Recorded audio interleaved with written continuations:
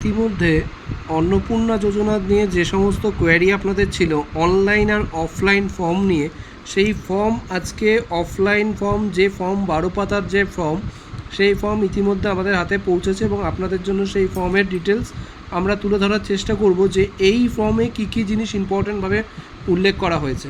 তো এই ফর্মটি পুরো ফর্মটি যে যে জিনিসগুলো রাখবে, তো পরিবারের সম্পূর্ণ তথ্য এই ফর্মের মধ্যে আপনাকে ফিল আপ করতে হবে।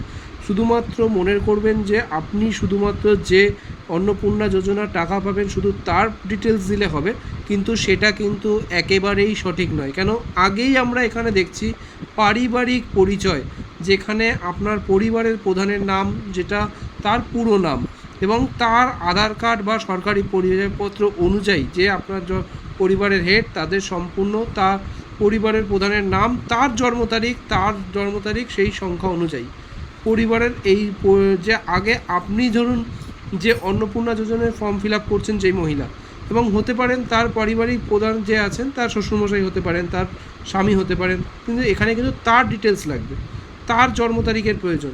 পরিবারের প্রধানের এখানে যদি পরিবারের যে বয়োজ্যেষ্ঠ যদি কেউ হয়, তাহলে সেক্ষেত্রে যদি মহিলা হয় তাহলে সেখানে তার লিঙ্গ এখানে মেনশন করতে হবে। আধার কার্ড নাম্বার, মানে আপনার আধার কার্ড না, যে অন্নপূর্ণা যোজনায় অ্যাপ্লাই করছেন তার না, এটা অ্যাপ্লাই করছেন যে তার পরিবর্তে এখানে যে পরিবারের হেড আছে তার লাগবে।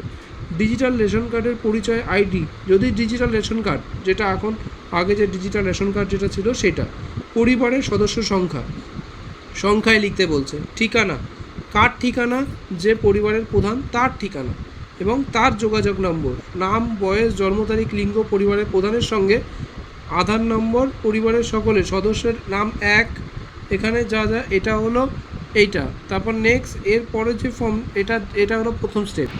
এবার এখানে আপনাদের যে প্রথম পার্টটায় তপশিলি জাতি না কোন জাতির অন্তর্ভুক্ত আপনারা, সেটা আপনাকে মেনশন করতে হবে। এবার আমরা আসবো দ্বিতীয় পার্টে কী লাগবে, রেশন কার্ড বা খাদ্য ভর্তুকি, ডিজিটাল রেশন কার্ড আছে কিনা সেটা লাগবে।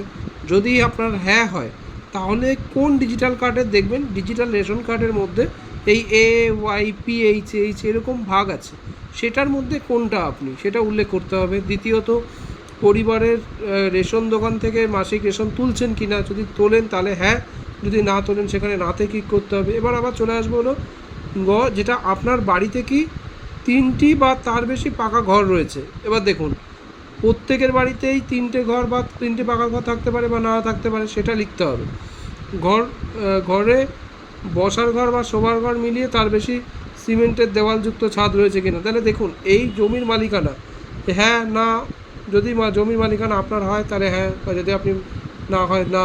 রেজিস্ট্রেশন মিউটেশন অনুযায়ী এই জমির জেরক্স কপি, তাহলে এই যে আপনার যদি মালিকানা থাকে তাহলে নথি অনুযায়ী মিউটেশনের কপি। তাহলে দেখুন 3 নম্বর, এর পরে পার্টে আমরা যখন যাচ্ছি তাহলে দেখুন পরের পার্টে এর থেকে পুরো বিষয়টা আমরা পরিষ্কার করে দিচ্ছি যে ফর্মটায় আর কী কী প্রয়োজন আছে।